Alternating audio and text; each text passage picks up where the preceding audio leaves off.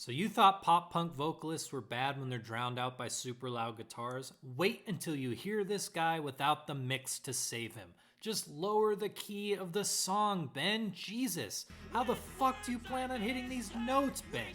Think, Ben. Think. This isn't going to work. What are you thinking? What?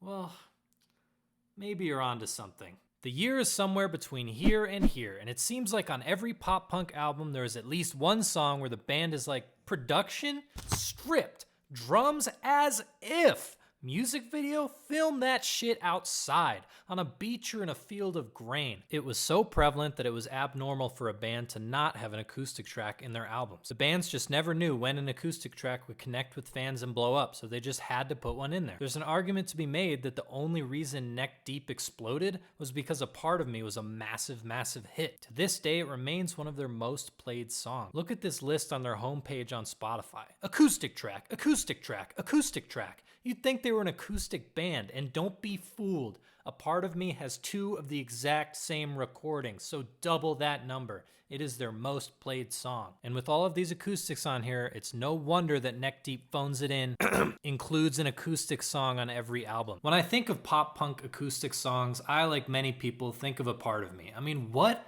happened here? Ben's voice doesn't even sound human.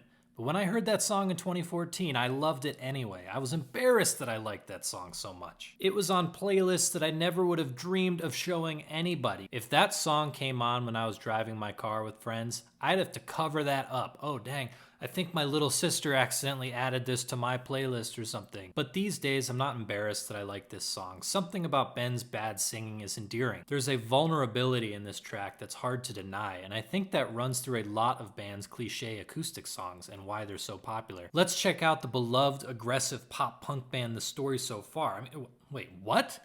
Top song is an acoustic track? Of course, we can't forget the beloved acoustic band A Day to Remember and their hit song If It Means a Lot to You. Yeah, I went to that ADTR concert. Thank God I brought my lighter when they played that acoustic ballad. Well, who sang the part with the guest vocals? We did?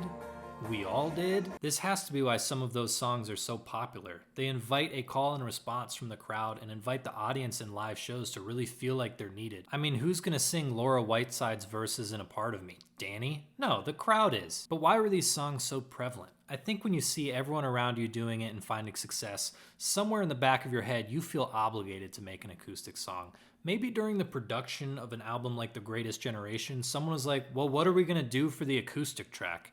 And then they spat out Madeline. Ugh. Or maybe a producer was like, we need you to turn one of these songs acoustic for us. It's the only way this piece of garbage is going to sell. Because sometimes acoustic songs stink. Am I the only one who thinks that Phantom is garbage and just does not fit on this record? But on the same token, sometimes you end up with a great acoustic song like Placeholder. So the answer definitely isn't just don't make an acoustic track. However, the landscape for acoustic tracks has shifted in recent years. I don't really go into a pop punk album anymore expecting a generic acoustic song. I think bands have become very wary of being called out for shoehorning in something acoustic just for the sake of checking off that box. These days, for the most part, what would have been an acoustic track is now just a mellower cut on the album. Something that still has drums and distortion, and it's still got the full band, but they're all just playing something that's, you know, quieter. I'm very welcoming of this evolution now that slow songs don't stick out awkwardly on albums as they used to. But sometimes I do lament when every band was attempting to make their own I Miss You, because sometimes those songs would hit and you'd end up with moments like this, where the singer could just stand outside a venue with a small crowd of people and create this really special experience for everyone. I mean, come on.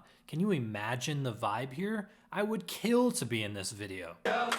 Sing like a sponge and letting everything soak, and I just got the nerve to get in the cage, so don't fight me now. Will the obligatory acoustic track ever come back? Probably not, but there's no reason to look down on a band for continuing to perform their hit acoustic songs at every show. There's no reason to call someone a fake fan of The Story So Far just because their favorite song is Clairvoyant. Now, if you excuse me, I'm gonna make sure that I know all of the words to If I'm Lucky because I'm seeing state champs next week. Thanks for watching.